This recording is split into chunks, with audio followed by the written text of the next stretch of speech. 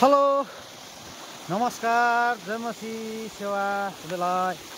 आज चाहिँ म एकदमै औलमा छु धान रोप्दै गरेको ठाउँतिर है। हामी आजको यात्रा चाहिँ यस्तोमा छ, मेरो साथीहरू अगाडि जाँदै हुनुहुन्छ। बर्खा लागिरहेछ, असारको 15 आज है। बाटो एकदम खराब छ। आज चाहिँ धानबारीतिर आइपुगिएको छ है।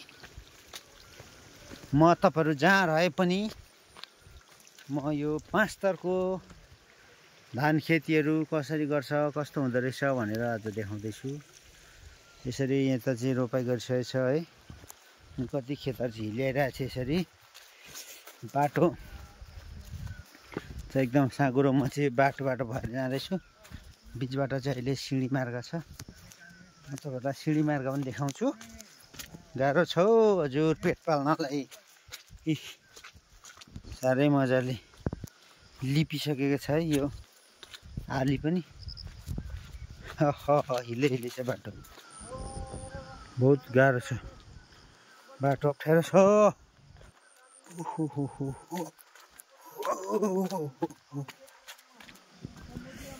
ए हजुर र चाहिँ अलिकति अगाडि रोपेको प्रायले जरा हानिन्छ है खेतमा। सुन्दर।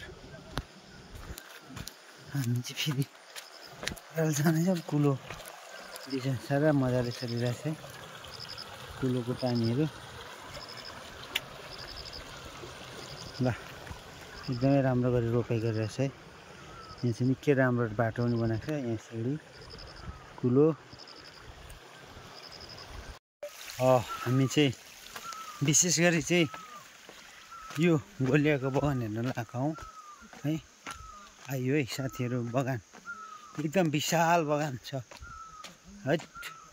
बबाल रहेछ बगान चाहिँ है। यहाँ आइपुगेका छौँ। हेरौँ साथीहरू अगाडि छन् है। मलाई आज कस्तो बगान देखाउनु नै हो मेरो साथीहरूले। बगान त धेरै छ।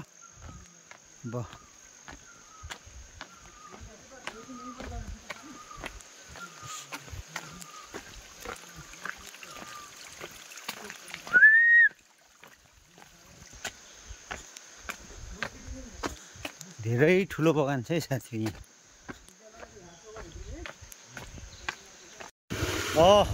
बर्खा लाग्यो है। आज चाहिँ हाम्रो यात्रा यस्तो हिलो भारीमा छ। के गर्नु हजुर।